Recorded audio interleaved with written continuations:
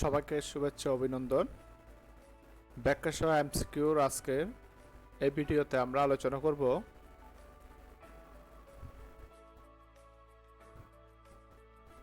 উচ্চ মাধ্যমিক তথ্য ও যোগাযোগ প্রযুক্তি বইয়ের ষষ্ঠ অধ্যায় অর্থাৎ ডেটাবেস ম্যানেজমেন্ট সিস্টেম অধ্যায়টি নিয়ে। তো অধ্যায়টিতে আমাদের যে গুরুত্বপূর্ণ যে এমসিকিউগুলো আছে সবগুলো আমরা আলোচনা করব এবং পর্যায়ক্রমে পূর্ববর্তী যে ভিডিওগুলো আলোচনা করা হয়েছে তার মতো করেও সবার শেষে গিয়ে বোর্ডের প্রশ্নগুলো আলাদাভাবে আলোচনা করা থাকবে। তো আজকে আমরা প্রথম 50টি এই পর্বের মধ্যে শেষ করব। আমাদের আজকে প্রথম প্রশ্ন হচ্ছে ডেটাবেস কি। তো ডেটা শব্দের অর্থ হচ্ছে উপাত্ত, বেস শব্দের অর্থ হচ্ছে সমাবেশ। তো ডেটাবেস মানে হচ্ছে উপাত্তের সমাবেশ বা তথ্যের ভান্ডারকে আমরা ডেটাবেস বলতে পারি। তাহলে আমাদের সঠিক উত্তর হচ্ছে এই যে তথ্যের সমাবেশকে আমরা ডেটাবেস বলবো। এরপর আমাদের যে দ্বিতীয় প্রশ্ন, সেই দ্বিতীয় প্রশ্নতে যাই। ডেটার গোপনীয়তা রক্ষা করার দায়িত্ব পালন করে কে?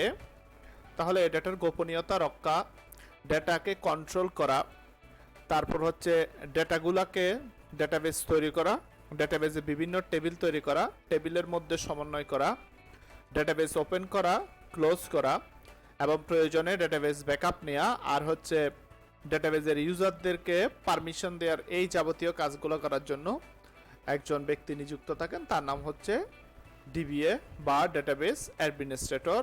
তো আমাদের সঠিক উত্তর হচ্ছে খ, ডিবিএ বা ডেটাবেস অ্যাডমিনিস্ট্রেটর।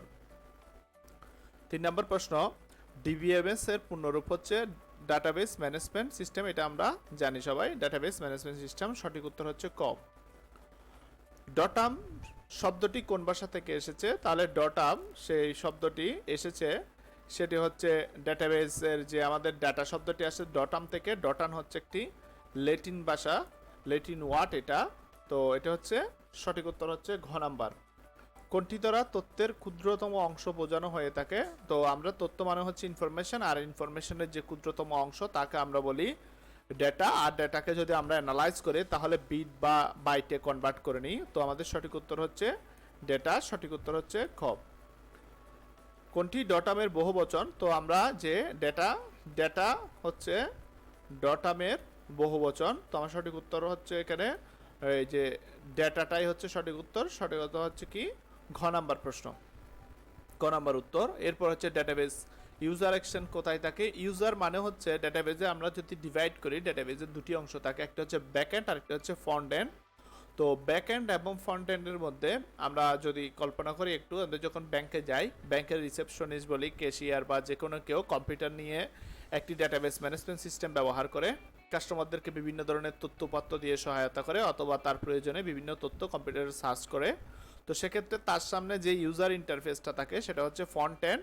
সে ডাটাগুলা সেখান থেকে বিভিন্ন ধরনের ডাটা ইনপুট দেয় এবং প্রয়োজনে বিভিন্ন ডাটা আউটপুট আকারে বের করে তথ্য সহায়তা দিয়ে থাকে।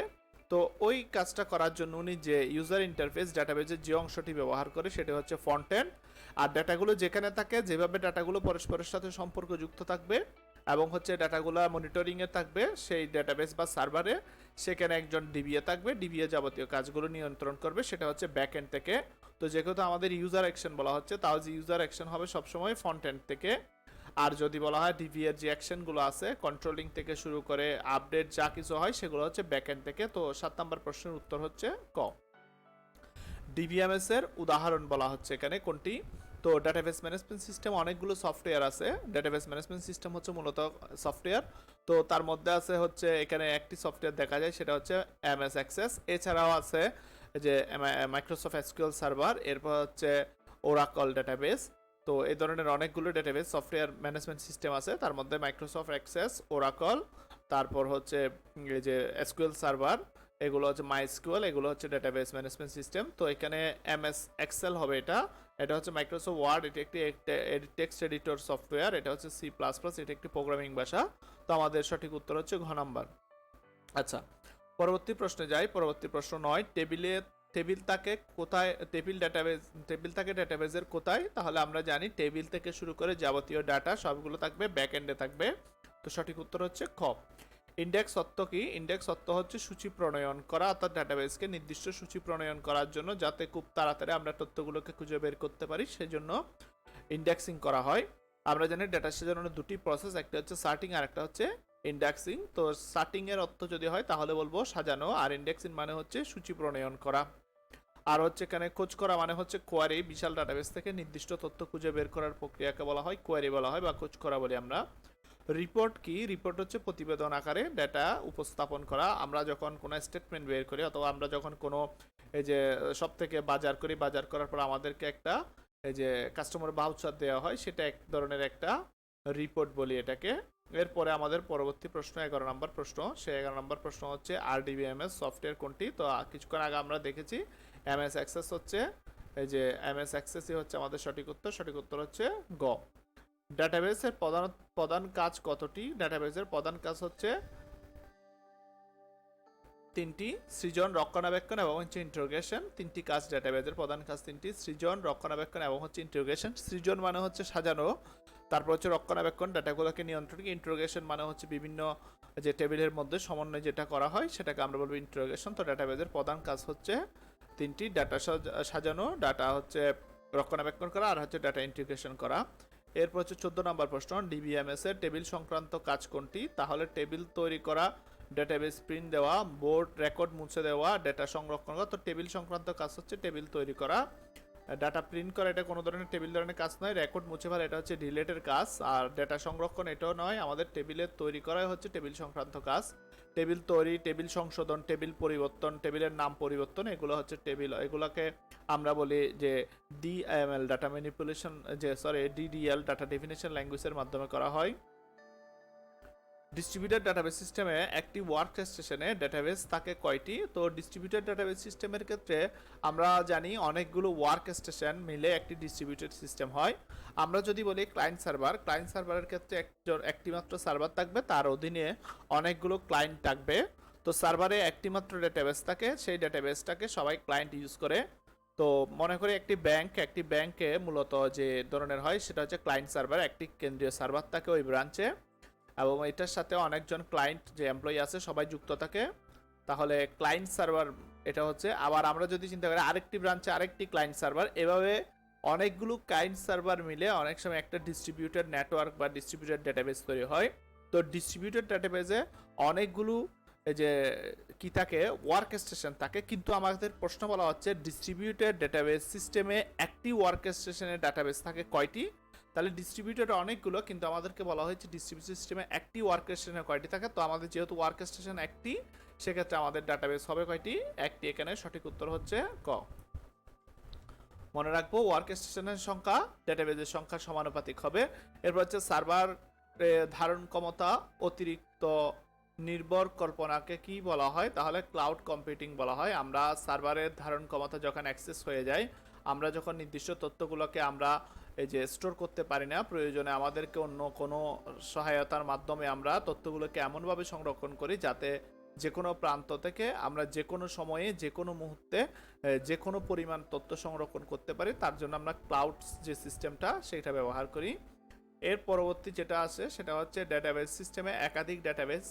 এই যে কোন ডেটাবেস সিস্টেমে একাধিক ডেটাবেস থাকে? তো আমরা জানি ক্লায়েন্ট সার্ভারে একটি থাকে, ফ্রন্ট এন্ড সেক্ষেত্রে কোনো ডেটাবেস থাকে না। ব্যাক এন্ডে অনেক কিছু থাকতে পারে, কিন্তু ব্যাক এন্ড আলাদাভাবে ব্যাক এন্ডকে আমরা কোনো ধরনের যে সিস্টেম বলতে পারবো না। তো ডিস্ট্রিবিউটেড ডাটাবেসের কথা বলতে পারি। সেটা হচ্ছে এই যে কোন ডাটাবেস সিস্টেমে একাধিক ডাটাবেস, ডিস্ট্রিবিউটেড সিস্টেমের সাথে আমরা কিছুক্ষণ আগেই বলেছি ডিস্ট্রিবিউটেড সিস্টেমের সাথে অনেকগুলো ক্লায়েন্ট সার্ভার যুক্ত থাকে, তার মানে হচ্ছে অনেকগুলো ওয়ার্ক স্টেশন যুক্ত থাকে, যার কারণে ডিস্ট্রিবিউটেড ডাটাবেসে অনেকগুলো ডাটাবেস সংযুক্ত থাকবে। সঠিক উত্তর হচ্ছে গ। ডিস্ট্রিবিউটেড ডাটাবেসের সুবিধা কোনটি? তাহলে সেটা হচ্ছে নিরাপত্তা সমস্যা। সুবিধা কোনটি? নিরাপত্তা সমস্যা এটা কোনো সুবিধা নয়। মান নিয়ন্ত্রণ সমস্যা, কম খরচে যোগাযোগ, দক্ষ জনশক্তির অভাব, এগুলো অসুবিধার ক্ষেত্রে যদি বলা হয়। সুবিধা ক্ষেত্রে হচ্ছে কম খরচে যোগাযোগ, আমরা খুব কম খরচে একটি সার্ভারের সাথে আরেকটি সার্ভার কমিউনিকেশন করতে পারি। তারপর পরবর্তী প্রশ্ন হচ্ছে doctor Edgar Codd relation database তৈরির প্রস্তাব করেন। ওনার যে প্রস্তাবনা ছিল সেখানে অনেকগুলো নীতিমালা ছিল এবং উনি এই প্রস্তাবটা করেন, সেটা হচ্ছে 1980 সালে সর্বপ্রথম। এই যে উনি এই বিগ ডেটাবেজের বিভিন্ন সম্পর্ক নিয়ে বিভিন্ন ধরনের কথাবার্তা বলেন। তো এর পরবর্তী প্রশ্ন আসে ডেটাবেজের সাথে সুনির্দিষ্ট কোন ভাষা থাকতে হবে। তো সেক্ষেত্রে হচ্ছে ডেটাবেজের সাথে সুনির্দিষ্ট এই যে ডিএমএল বলি, ডিডিএল বলি, ডিকিউএল বলি বা ডাটা কোয়ারি ল্যাঙ্গুয়েজ বলি, সবগুলো হচ্ছে একটি ল্যাঙ্গুয়েজের কাজের উপর ভিত্তি করে। মনে করি আমরা একটা প্রোগ্রামিং ভাষার কথা বলি, যেমন এসকিউএল চতুর্থ প্রজন্মের একটা ভাষা, যে ভাষাটা হচ্ছে যে যে 1960 সালে আমাদের কাছে আসে, যে 1945 সালে প্রথম প্রজন্ম, তারপর 50 সালে হচ্ছে দ্বিতীয় প্রজন্ম, তৃতীয় প্রজন্ম হচ্ছে 60 সাল এবং হচ্ছে 1970 সালে চতুর্থ প্রজন্ম আসে। তো এই চতুর্থ প্রজন্মের একটা গুরুত্বপূর্ণ ভাষা হচ্ছে এসকিউএল ভাষা, SQL language, structure query language. তো স্ট্রাকচার কোয়ারি ল্যাঙ্গুয়েজ দিয়ে যখন আমরা এই যে বিভিন্ন ধরনের টেবল ক্রিয়েট করি, ডাটাবেজের যে ডেফিনেশনগুলো কাজ করি, তখন সেটাকে আমরা বলি এসকিউএলকে বলি ডিডিএল। আর যখন এই যে ডাটাবেজের ডাটা পরিবর্তন করি, সংশোধন করে রেকর্ড মুছে ফেলি, এই কাজগুলোকে আমরা বলি ডিএমএল বা ডাটা ম্যানিপুলেশন ল্যাঙ্গুয়েজ বলি তখন এটাকে। আর হচ্ছে যখন কোনো তথ্য খুঁজে সিলেক্ট কোয়ারির মাধ্যমে, তখন সেটাকে আমরা ডেটা কোয়ারি বলি। অর্থাৎ এসকিউএলকে আমি ডিএমএল বলতে পারি, ডিডিএল বলতে পারি, ডিকিউএল বলতে পারি, কিন্তু আমার এখানে বলা হচ্ছে যে ডেটাবেজের সাথে একটি সুনির্দিষ্ট কোন ভাষা থাকতে হবে, তাহলে সুনির্দিষ্ট একটি প্রোগ্রামিং ভাষা থাকতে হবে। এই প্রোগ্রামিং ভাষার সাহায্যে আমি ডিডিএল এর কাজ করতে পারবো, ডিএমএল এর কাজ করতে পারবো, আর হচ্ছে কোয়ারির কাজ করতে পারবো। সঠিক উত্তর হচ্ছে ঘ। ওরাকল কি? ওরাকল কর্পোরেশনের একটি ডেটাবেস ম্যানেজমেন্ট সিস্টেম সফটওয়্যার আছে। তো সেটা হচ্ছে ওরাকল হচ্ছে একটি কি ডেটাবেস, সে বহুল ব্যবহৃত একটি ডেটাবেস বর্তমান সময়ে ওরাকল ডেটাবেস। কতগুলো রেকর্ড নিয়ে কি গঠিত হয়? তাহলে সঠিক উত্তর হচ্ছে কতগুলো রেকর্ড নিয়ে একটি টেবিল গঠিত হয়। অ্যাড্রেস হবে না, ফিল্ড হবে না, সেল বা কোষও হবে না। এরপর হচ্ছে ডেটাবেস কত শ্রেণীতে ভাগ করা যায়? আর হচ্ছে ডেটাবেসকে 3টি শ্রেণীতে ভাগ করা যায়। তাহলে ডেটাবেজের 3টি শ্রেণী আমরা বলেছিলাম, ক্লায়েন্ট, সার্ভার, ডিস্ট্রিবিউটেড। এই ধরনের আমরা 3টি কথা বলছিলাম, যে ডেটাবেজের যে যতগুলো ভাগে ভাগ করা যায়। ক্লায়েন্ট সার্ভার আছে আমাদের কাছে, তারপর হচ্ছে ডিস্ট্রিবিউটেড ডাটাবেজ আছে, ওয়েব এনাবল ডাটাবেজ আছে। ওই যে অনেক ধরনের ডাটাবেজ থাকে, তো তার মধ্যে 3টি প্রধানত সেক্ষেত্রে হচ্ছে client server database, distributed database, আর একটা হচ্ছে ওয়েব এনাবল ডাটাবেজ। ডাটাবেজে রো বা সারিকে, এই যে পরবর্তী প্রশ্ন, ডাটাবেজে রো বা সারিকে কি বলা হয়? তো রো বা সারিকে আমরা কি বলবো? রেকর্ড বলবো। সঠিক উত্তর হচ্ছে খ। এর পরবর্তী প্রশ্ন 25 নম্বর প্রশ্ন, নিচের কোনটি ডেটাবেস প্রোগ্রাম? তাহলে সেটা ক্ষেত্রে আমরা বলবো ডেটাবেসে আমরা মাইস্কুয়েল এর কথা শুনছি, এসকিউএল সার্ভারের কথা শুনছি, এমএস অ্যাক্সেস এর কথা শুনছি, তারপর তো ওরাকলের কথা শুনেছি। তো সেক্ষেত্রে আমাদের মাইস্কুয়েলই হচ্ছে আমাদের এই যে ডেটাবেস প্রোগ্রাম।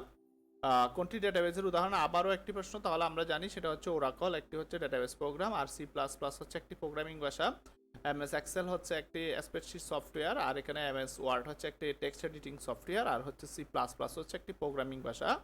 তো আমাদের ডাটাবেস ম্যানেজমেন্ট সিস্টেম আছে ওরাকল শুধুমাত্র। 27 নম্বর প্রশ্ন, সহজ কথায় ডেটাবেস বলতে আমরা কি বুঝি? তাহলে আমরা তথ্য ইনপুটকে বুঝি না, তথ্য আউটপুট, তথ্য প্রদর্শন বুঝি, আমরা বুঝি তথ্য ব্যবস্থাপনা, অর্থাৎ তথ্যের সামগ্রিক যে কাজগুলো হবে সবগুলাকে আমরা বুঝবো এখানে। আচ্ছা, এর পরবর্তী যে প্রশ্নটা সেটা হচ্ছে সার্ভারের ধারণ ক্ষমতা অতিরিক্ত নির্ভর কল্পনাকে কি বলা হয়? কিছুক্ষণ আগে এই প্রশ্নটির আমরা আনসার দিয়েছি, সেটা হচ্ছে ক্লাউড কম্পিউটিং। সঠিক উত্তর ক্লাউড কম্পিউটিং। ডেটাবেস ফাইলের এক্সটেনশন কি? তাহলে আমরা ডেটাবেজের ফাইল এক্সটেনশন হবে ডিবিএফ, এটা মনে রাখবো সবাই। ডেটাবেজের ফাইল এক্সটেনশন হচ্ছে ডিবিএফ। এর পরবর্তী প্রশ্ন, রিলেশনাল ডাটা মডেল প্রবর্তন করে আমরা কিছুক্ষণ আগে নাম শুনেছি, সেটা হচ্ছে ইএফ কড, এডগার কড বলে। এই যে তো তিনি সর্বপ্রথম ডাটাবেজের রিলেশন নিয়ে কতগুলো যে কথাবার্তা বলেন এবং প্রস্তাব করেন। রিলেশনাল ডাটাবেজে সর্বনিম্ন কতটি ফাইলের মধ্যে সম্পর্ক স্থাপন করা যায়? আমরা জানি রিলেশন অনেকগুলোর মধ্যে হতে পারে, যে ইউনারি রিলেশন বলি, অথবা 1 ডিগ্রি, 2 ডিগ্রি, 3 ডিগ্রি, অনেক ধরনের রিলেশন হয়। কিন্তু রিলেশন করতে গেলে মূলত যে দুটি টেবল, মিনিমাম আমাদের দুটি টেবল লাগবে, কারণ আমি একটি টেবল দিয়ে কার সাথে রিলেশন করব? ডেটাবেজে অনেকগুলো টেবল থাকতে পারে এবং তাদের মধ্যে সম্পর্ক থাকতে পারে, সেই সম্পর্কটাকে বলা হচ্ছে রিলেশন। আর এই রিলেশনযুক্ত ডাটাবেস ম্যানেজমেন্ট সিস্টেম, সেটাকে আমরা বলবো রিলেশনাল ডাটাবেস ম্যানেজমেন্ট সিস্টেম বলতে পারি। তো সেক্ষেত্রে রিলেশনযুক্ত ডেটাবেস যদি রিলেশন করতে হয় মিনিমাম আমাদের দুটি টেবল প্রয়োজন হবে, এর অধিক থাকলেও কোনো সমস্যা নাই। সঠিক উত্তর হচ্ছে খ নাম্বার। পরবর্তী প্রশ্ন, আরডিএমএস এর পূর্ণরূপ আমরা কিছুক্ষণ আগে পড়লাম। আরডিএমএস সেটা হচ্ছে relational database management system. RDBMS relational database management system. সঠিক উত্তর হচ্ছে ক। প্রশ্ন নম্বর 33 সেটা হচ্ছে আমাদের ডেটাবেস থেকে কোনো তথ্য খোঁজার জন্য কোনটি ব্যবহার করা হয়? ডিবিএমএস ব্যবহার করা হয়। তারপর হচ্ছে এখানে আরডিবিএমএস ব্যবহার। আজকে আমরা বলছি যে আমরা কোন একটা প্রোগ্রামিং ভাষার সাহায্যে যাবতীয় কোয়ারির কাজ করব, ডিডিএল এর কাজ করব, ডিএমএল এর কাজ করব, তার জন্য আমাদের একটা প্রোগ্রামিং ভাষা লাগবে। তো সেক্ষেত্রে আমাদের এখানে একটা ডাটাবেস ল্যাঙ্গুয়েজ আছে এসকিউএল এর প্রয়োজন। 34 নম্বর প্রশ্ন, রিলেশনাল ডাটাবেস মডেলে ডেটার কতটি দিক রয়েছে? রিলেশনাল ডাটাবেস মডেলে ডাটার কতটি দিক রয়েছে? তো সেক্ষেত্রে আমরা বলবো ডাটার যে দুটি দিক আমরা বলবো, সেটা হচ্ছে একটা হচ্ছে ফ্রন্ট এন্ড আর একটা হচ্ছে ব্যাক এন্ডের কথা বলতে পারি এখানে। এর পরবর্তী প্রশ্নতে চলে যায় 35 নম্বর প্রশ্ন, একই ডাটাবেসে একাধিক ব্যবহারকারী ব্যবহার করতে পারাকে কি বলা হয়?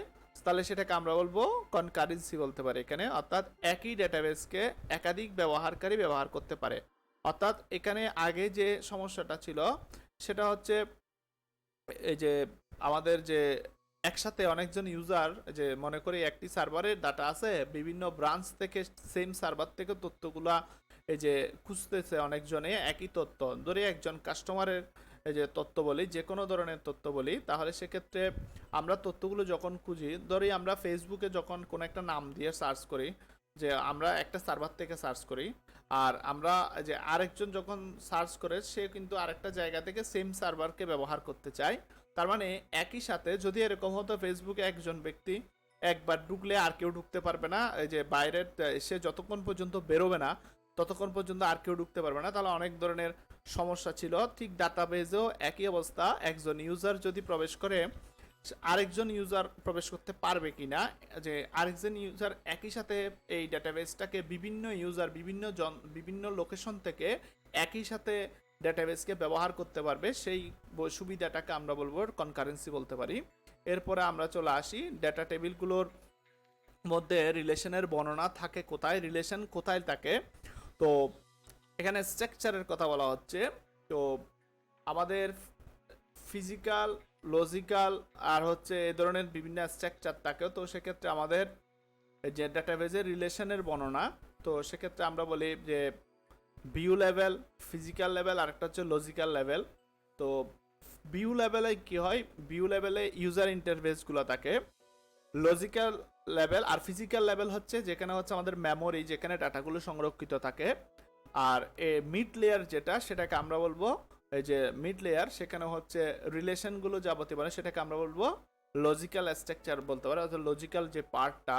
সেক্ষেত্রে আমরা অর্থাৎ ডাটাবেজের দুইটা এন্ড ঠিক আছে, ব্যাক এন্ড এবং ফ্রন্ট এন্ড। আবার ডাটাবেসটাকে যদি আমরা বিভিন্ন লেভেলে ভাগ করি তাহলে তিনটি লেভেলে ভাগ করা যায়, অর্থাৎ তিনটি লেআউট হচ্ছে ফিজিক্যাল, এরপর হচ্ছে ফিজিক্যাল, হচ্ছে লজিক্যাল, এরপর হচ্ছে ভিউ লেভেল। ভিউ মানে হচ্ছে যেটা আমরা দেখি, আর হচ্ছে পিছনে যে তাকে ডাটাবেস সেটাকে আমরা বলি এই যে ফিজিক্যাল স্ট্রাকচার, যেখানে হার্ড ডিস্কের মধ্যে ডাটাগুলো থাকবে। আর এই যে ভিউ লেভেলের সাথে আবার এই যে ফিজিক্যাল লেভেলের মধ্যে যে রিলেশনগুলো হবে সবগুলো থাকে লজিক্যাল লেভেলে অথবা লজিক্যাল ডিজাইনে থাকে। তো সঠিক উত্তর হচ্ছে খ number. Relational database management system তৈরি করার জন্য সফটওয়্যার রিলেশনাল ডাটাবেস ম্যানেজমেন্ট সিস্টেমের জন্য আমরা জানি এখানে এমএস এক্সেল কিন্তু ডাটাবেস ম্যানেজমেন্ট সিস্টেম নয়। তাহলে আমাদের সঠিক উত্তর হবে ওরাকল হচ্ছে এসকিউএল সার্ভার। সঠিক উত্তর হবে 1 ও 2। তাহলে সঠিক উত্তর এখানে এমএস এক্সেলটা ওই যে হবে না এখানে। তো এখানে এমএস এক্সেলটা যদি না হয়, যদি এমএস অ্যাক্সেস হতো তাহলে সবগুলো হতো। তো আনসারটা আপাতত এই প্রশ্নের জন্য আনসার হচ্ছে 1 ও 2। তো সবাই এই আনসারটা নিব না, এই আনসারটা হচ্ছে আমাদের এই যে ভুল আছে। তো এটা যদি 1 2 3 হয় তাহলে এটা নিয়ে এমএস অ্যাক্সেস হবে। এমএস অ্যাক্সেস যদি হতো তাহলে সবগুলো আমরা ব্যবহার করতে পারতাম। সাধারণত বর্ণনামূলক লেখা বা বর্ণনার জন্য কোনো ফিল্ডে সর্বোচ্চ কত বাইট ব্যবহার করা যায়? সেটা হচ্ছে 65,536 বাইট ব্যবহার করা যায় বর্ণনামূলক কাজের জন্য। আমরা একসাথে যদি কারো অ্যাড্রেস লিখি বা বিভিন্ন ধরনের, তো সেক্ষেত্রে সর্বোচ্চ এই যে 65,536 বাইট ডেটা সংরক্ষণ করার জন্য ডেটা টাইপ ইউজ করতে পারবো। সঠিক উত্তর গ। 39 নাম্বার প্রশ্ন, কোনো রেকর্ডের ক্ষুদ্রতম অংশকে কি বলে? রেকর্ডের ক্ষুদ্রতম অংশকে আমরা বলবো হচ্ছে ফিল্ড। রেকর্ডের ক্ষুদ্রতম অংশকে বলবো ফিল্ড। তো আমি যদি বলি যে নাম, রোল, এরপরে হচ্ছে জিপিএ থাকে, এই পুরো সবগুলো নিয়ে যদি একটা রেকর্ড হয় তাহলে নামটা হচ্ছে একটা ফিল্ড, রোলটা হচ্ছে একটা ফিল্ড, আর হচ্ছে এই যে রেজাল্ট এটা একটা হচ্ছে, বা জিপিএ এটা একটা হচ্ছে ফিল্ড। সঠিক উত্তর হচ্ছে খ নাম্বার প্রশ্ন আনসার।